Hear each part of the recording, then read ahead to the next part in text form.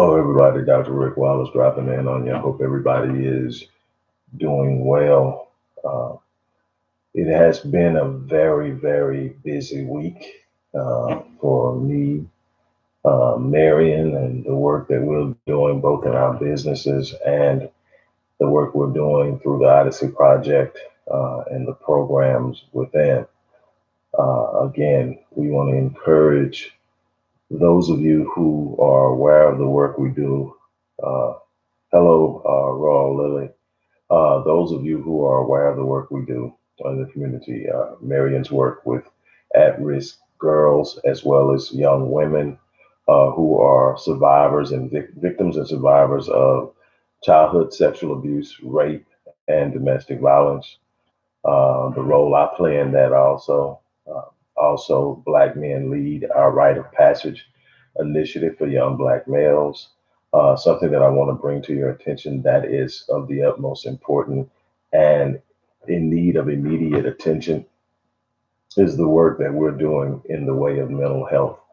I get no less than 3 or 4 calls a day of young people, specifically young people, sometimes every now and then someone that is middle aged and older, but most of the time we're talking young men under the age of 25, many teens who are struggling with mental health issues and falling through the cracks, and in many instances pose a threat to themselves and others. And the system isn't giving them the attention they need. Resources are not readily available, and we have committed ourselves to being there. There are a couple of cases right now we're working on the East Coast. Obviously, I'm not going to identify the family, but there's work to be done. I mean, I was made aware by a colleague that's actually there in Florida working this with me, together with me, and giving me eyes and ears on the ground for this particular case we're working there. And he was just telling me, he said, "You do realize, Doc, that to get this evaluation, it's going to cost if they can't get him qualified for Medicare or Medicaid and all of the other things that are going to be necessary. But we're going to walk this through step by step. We're going to be there for him and his family. And hopefully we can create an outcome that will benefit both." But we were talking about this on the phone probably maybe 30 minutes ago, and we were talking about how whites, when they are struggling with white males, when they're struggling with mental illness, get the resources. They can be put in group homes, they can be put in treatment centers, they can be put in places where they can get the interventions they need. Most Black men who are struggling with some form of mental illness will only find treatment in the penal system. They will only get treatment once they have been incarcerated, and it will only extend to the point in which they are released. It is not the most, it is definitely not of the highest quality, and it doesn't always operate within the with the best interest of the patient in mind. And that's something that we are going to be responsible for changing. That's something that we are going to be committed to here at the Odyssey Project. And again, we are encouraging you to support the work we're doing. I've made up in my mind that I'm going to do everything in my power to help those who come to us, regardless of where we are. Oh, that timer would go off right at the beginning of this. And it's going to keep going off until I turn it off. You guys, excuse me. 1 second.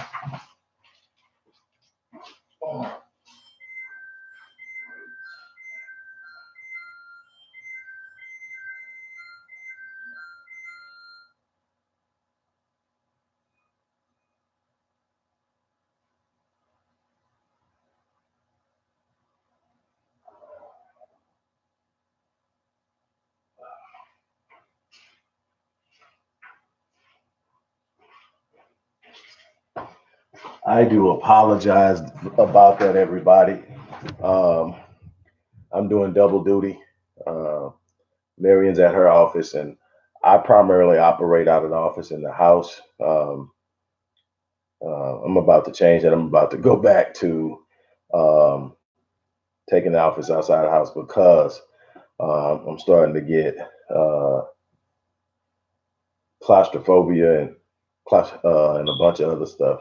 But anyway, we really need your help. I'm going to leave that at that. I'm just dropping in, today, while we're going to celebrate Dr. Martin Luther King's birthday on Monday. Today is his actual birthday, so I decided that I would do a short segment to honor Dr. King. And the way that I'm going to honor him is I'm going to provide some contextualization and reframing of the truth and the imagery, so to speak, of who Dr. King was and why he was assassinated. We know that he was assassinated. We know that that was a major issue.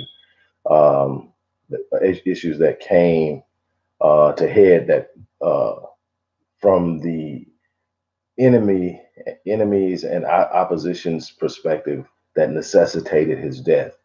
Let me be very clear with you. He wasn't killed because he had a dream. He wasn't killed because he was marching across the bridge in Selma.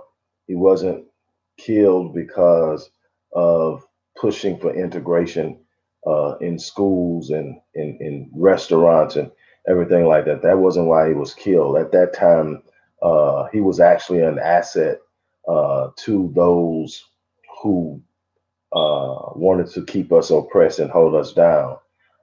It wasn't the desire to integrate our money into their economy that was the problem.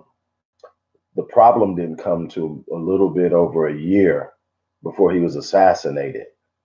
The problem came when he stopped talking about the dream of integration, and he realized, by his, as evidenced by his conversation with Harry Belafonte, that he was probably going to win. That at some point, blacks were going to be allowed into white establishments and be allowed to shop in white stores, attend white movie theaters, and ride in white owned and white driven taxi cabs and all of the other things that they thought were really important, without realizing that they were literally gutting our own black economy to support the white economy. But somewhere along the line, and there are those who were inside the scope of things that says it started as far back as 1964 or 1965, before the death of Malcolm X, that there was some collaboration that was pretty much under key, where some things were shown to him and he saw some things, and it took a while for it to take hold.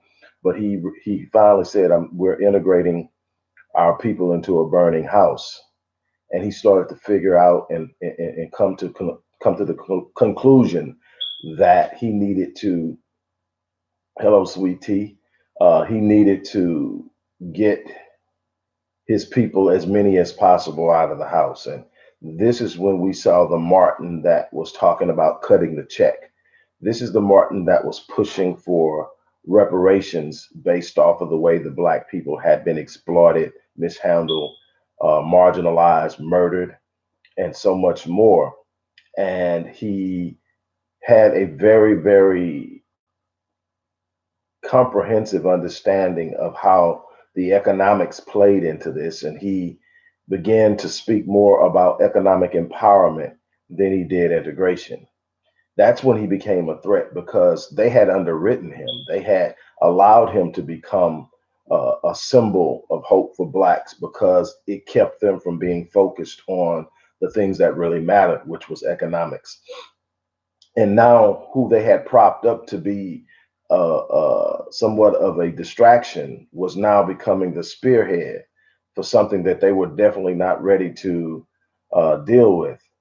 And through some research of my own, just wanting to understand some things, I came across some things that were extremely powerful in understanding just how far this country is willing to go, to the depths, to learn the depths at which this country is willing to sink in order to protect its economic hierarchy. And that's what it's actually about. But I found videotapes of a 1999 trial that showed that not only was the U.S. government um, culpable in the death of Dr. King, they were directly responsible. It was proven in a civil court of law by the King family, who sued the U.S. government and actually won in a wrongful death suit. Obviously, criminal charges were brought out because at the time it happened, probably everybody that was involved was dead. But the U.S. government was found responsible for the murder of Dr. King. What gets me is just how it was done, which tells you just how this country operates. The U.S. government was leaning on a mob boss in New Orleans. This mob boss was contacted by the government and told that Dr. King was he needed to go, and so this mob boss hired a hitman out of Houston who was set to do it. And the hitman carried out the hit. But what's crazy is that it was proven that the U.S. government had gone as far as scrambling a special forces team that would take care of Dr. King if somehow this hitman uh, didn't come through.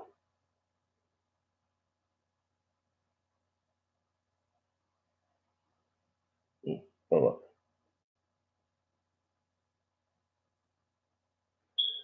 on. When it comes to speaking to Bloody Pun, uh, when it comes to Dr. King, I definitely struggle with the earlier version, the version that they push down our throats, the version that um, we get in history books. But trust me, that's not why they blew his, uh, almost blew his head off. They shot him in the neck. Uh, the reason he was shot and killed is because he changed. He realized something. He looked at it and he changed, and he became a champion for reparations. He became a champion for economic stability and economic repayment of what was owed to us. And his motto was, "We are coming to collect our check." And that's what got him killed. It wasn't the "I want to be your friend. Let us come to your schools. Let us march you, little white boys and little white girls holding hands, and and all that with little black girls and little black boys." That's not what got him killed. They loved that part of him. That kept him safe because it was about nonviolence. It was about sitting up and just begging white people to give us what was truly rightfully ours in the first place. It wasn't until he turned and decided that he was willing to take the same people who were backing him for nonviolence and rise up and demand that we be paid that he was killed. And that alone speaks volumes to me, because he could have easily rode that gravy train for another 20 or 40 years, and a bunch of people would have rode with him. Hey, Derek, how are you doing, brother? A lot of people would have rode with him, but Dr. King decided that it was his responsibility to set things straight, because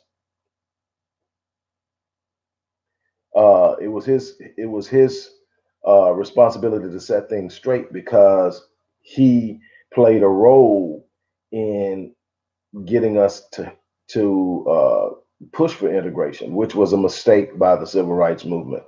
But my reason for honoring him is, it takes a man to stand up knowing what the outcome is going to be. And when you do the research and you see some of the affidavits and you read some of the interviews, you find out that he knew his time was coming, and yet he stood. Uh, I'm a big fan of Malcolm X, just solely based off of his story, where he came from. He didn't start on the right side of the tracks, but he became somebody uniquely special in history. But I don't disparage Dr. King, because Dr. King stood where the vast majority of Christian ministers still stand, believing that there's a need to be overly forgiving to white people no matter what they do to us, that somehow we can convince them to operate through the very principle of morality that they push upon us. that we can somehow get them to be as loving and forgiving as they demand of us. And that is a lot of our ministers who are leading and pastoring millions of Black people. And we need people who are going to demand that we stand up, demand that we carry ourselves in a certain code that is conducive and productive.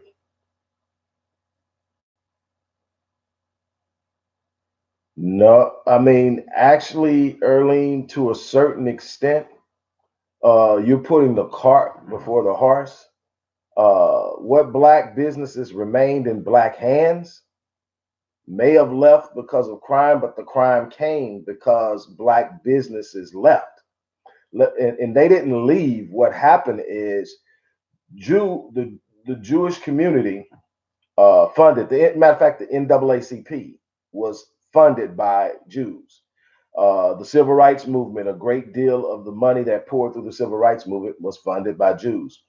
And the Jews' position on it was, we'll fund the civil rights movement and we will fund your desire and your push to patronize white businesses and to be a part of what white people are doing and blah, blah, blah, blah, blah. And when you sell your businesses, because you can't support both your businesses and their businesses, we would like to buy them. And what happened is they bought them. The grocery stores in the 60s and early 70s within the Black communities were Jewish owned. The cleaners were Jewish owned. Almost everything you can imagine within the hood, for the most part, were Jewish owned. Um, and they did that for a while, and then they sold out after they parlayed what they were doing between their reparations and the things that they were doing in Black communities. They parlayed that into the buying of most media outlets. They took a heavy chunk out of the uh, public accounting industry and the jewelry industry. They made their movements and investments empowering in empowering ways in that way. And so that's how they came up. And then what they did is they passed the blueprint on to Asians and Arabs. Arabs moved in and opened up the corner gas stations and liquor stores. Asians came in with beauty supply products, beauty supply stores, nail shops, and the only thing pretty much left owned by and cleaners. Asians own most of the cleaners, and what was left that was pretty much Black owned were salons. And we are finding that it's a difficult push for a lot of Black salon owners because of the beauty supply industry being dominated by Asians, despite the fact that 96% of the revenue is generated by Blacks. Out of a $15 billion industry, 14 plus billion is generated by Blacks, but we have 3% ownership. Those are things that we should understand and understand why we remain powerless. Um, you talk about vertical economics. What's vertical economics? Vertical economics is saying I'm not only owning a Black business, I'm owning the entire vertical sphere of the business so that I can't be priced out of the business. What does that mean? Say beauty supply, since we're talking about beauty supply. Vertical economics means that I just don't own the retail store, I own the distribution channel. I don't just own the distribution channel, I own manufacturing and development. And that way, I control the pricing throughout. And I can do to anybody that's not Black what is being done to Blacks now. And that's Asians are overcharging Blacks while giving very competitive pricing to other Asians, which means that Blacks cannot compete based on pricing because they are not getting the product at the same price as their Asian competitors. And so until we force our way into industries that we dominate, in other words, we have the wherewithal and the willingness not to patronize businesses of people who are owned that don't look like us for the sake of insisting that we have Black owned businesses in our communities, we're going to always have that problem. And we are, by default now, a people of convenience. What do I mean by that? We're not going to pass up on a good beauty supply store, regardless of who it's owned by. We're not going to sit up and insist that we're being sold our groceries from a black grocery store. We're going to do whatever it is and most convenient, most closest, most affordable. And that's the way that we operate. And it will take an entire generation of properly socializing our youth into a different mindset before.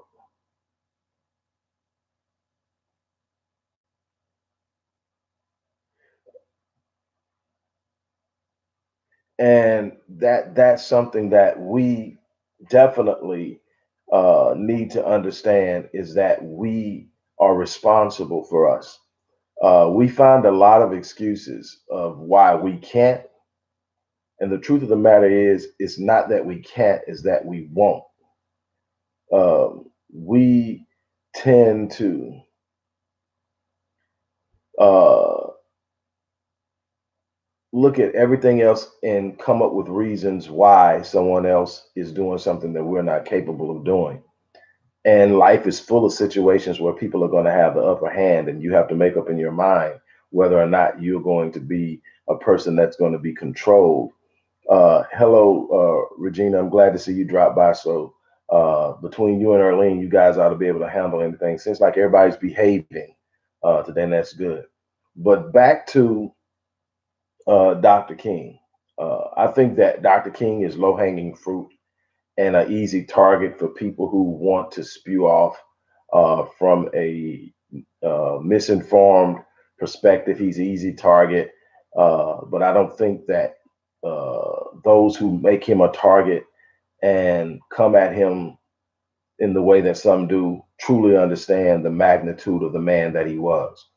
If we judge him before his decision to seek reparations and make that his primary focus, he has some issues that were pretty much a part of the entire scope of thought in the civil rights movement. He didn't create the civil rights movement. He was brought in as a drum major for the civil rights movement after it had already started. The civil rights movement started in the 50s, and it was a couple of excuse me, it was a couple of horrific murders. Probably the most notable being that of Emmett Till, that kind of pushed the South over the edge and kicked off some things. Obviously, he came in around the time that Rosa Parks decided she was not going to give up her seat. And so that's what he was brought in, because they felt like he had the charisma, the communication skills, um, and to pull people together, to unite people, to galvanize a community, and obviously he did. But his popularity and growth wasn't solely based off his charisma. He was backed by certain dollars because they did not see him as a threat. They did not see him as someone. They didn't see him the same way they saw Malcolm. They feared Malcolm. And then when they got, and you saw that Malcolm died 3 years before Martin, and when they got to a point where they feared Martin, they killed him. You look, the fact that he was assassinated tells me there was something about him worth valuing. The fact that the government was proven to be directly behind it tells me there's something about him worth valuing. Because you look, and those who were actually standing and fighting for something, regardless to what philosophy you want to give credence to, your Medgar Evers, your Malcolm X's, your Martin Luther King, your Fred Hamptons, uh, just coming out of the 60s into the 70s, just anybody who represented a possibility of galvanizing and empowering Black people was labeled a threat and taken out. And so I give him credit, as far as I'm concerned, where credit is due. I don't judge him based off of the dream that's constantly shoved down our children's throats in their schools on quote unquote Black History Month.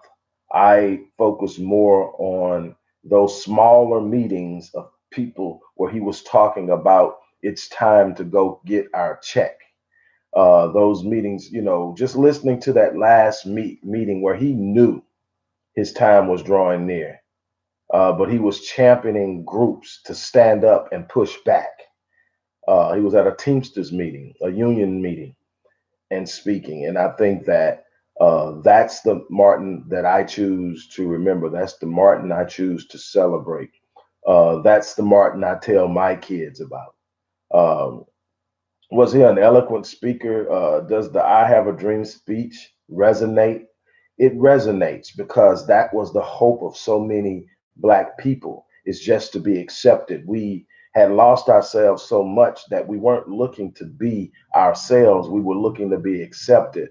But at some point we are going to have to determine that it's not about being accepted, it's about being respected, it's about making our presence felt, it's about standing up and being who we are designed to be, it's about demanding that we have a place. And I don't mean a place to hang out with them, I don't mean a place to share with them, I mean a place, our space that we have, that will not be violated, will not be infringed upon.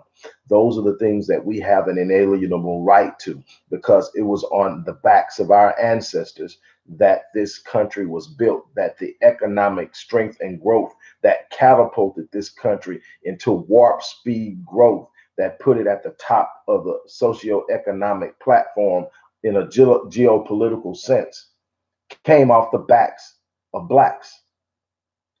And it was also the oppression and the blocking out of access to wealth mechanisms after slavery that also contributed to what's going on now. It wasn't just slavery. It's not like after slavery ended, we were invited in and said, okay, here's what everybody has. You guys grab some and we're going to all grow and compete against each other on an equal field. No, that was Black codes where we couldn't own property in most areas, redlining where we couldn't buy property in most areas. That not only halted us from building wealth, it also established a greater hostility between whites and Blacks, because Blacks owning in white neighborhoods drove the property value down. And it limited what type of funding whites could have. Whites in areas where there were Blacks living couldn't get funding. So, of course, now we don't want you in our neighborhoods at all. And so now we've got all kind of things popping off. It's so much that goes in this. Now you got after redlining, you got urban renewal, benign neglect. Now we're talking about gentrification. All of these are methods and mechanisms that ensure Blacks never get a footing that they can stand on and find the foundation through which they can build. I've written on serial forced displacement. That's all gentrification is. It's the next form of serial forced displacement. We're going to keep uprooting you, displacing you, dislodging you um, until there's nothing left. I'm going to get off of here because I'm doing double duty. I got to watch what's going on in the kitchen. I'm going to burn the house down. But I just want to stop by and share that with you. As I said in the beginning, with all the work we're doing, especially now with us taking on full steam mental health issues, with ongoing cases, we definitely need your support. No matter what video you're watching, if it's about the Black community, there's going to be a paragraph at the top of the description box that tells you how to support the work we're doing. For those of you who've been riding with me for the last 7, 8, 9 years, you know what I do. This isn't something new for us. We're just doing it on a different channel because YouTube decided they didn't like how we were growing and developing momentum and steam on the other channel. So they said start over, and we have. And we're doing a good job. But we've got a long way to go. Whatever it is, we need your support. I'm asking that you do that because, like I said, we've got ongoing cases where it's going to take resources to meet the needs of these young Black males, and we're doing it with if you know when the need arises for me females, we're going to do it. But almost all calls are young Black males who are struggling with mental health issues and have no support, and they're on the edge.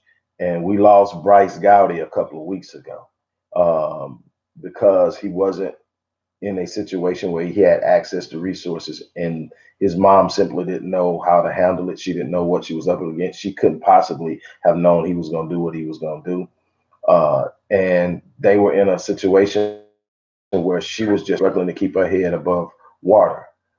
It's our responsibility to reach out. And I know there's a bunch of people with a bunch of different mindsets about what's going on. I understand that. Some of you blame her. I'm not with that. I don't care what she was going through, what she did. I don't blame her. Whatever's going on, we need to deal with it. I'm not saying that she doesn't have culpability. What I'm saying, I'm not going to blame her. That's not going to be the answer to the problem. We love to throw blame. We can find what's wrong with everyone, but nobody's putting in work. Nobody's investing in change. We have become experts at saying that was dumb, that was stupid. What was you thinking? But nobody's saying, what if we get ahead of it? And what if we get ahead of it? What if we sit up and make our minds where we're proactive and proactively engaged in preempting any type of negative situations and instances? On that note, I'm gonna have to get off of here before I burn my house down. But on that, hey, we need your support. I'm gonna leave it at that, and I'm out.